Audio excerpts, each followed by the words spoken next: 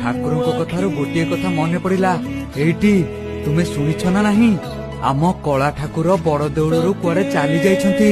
कौन हैला महाप्रभु बड़ देउल छाड़ी चली जाइछंती किंतु कौन पाई एकथा केही जानि नाहंती। महाराज एथिपाई व्यस्त विव्रत हो पड़िछंती। राज्य सारा भाळेणी पड़िलाणी सबुआडे परा खोजा खोजी चलीची। चली जीवाटा किछि भलो लागुनी निश्चय किछि अशुभ हेबाकु जाउछि।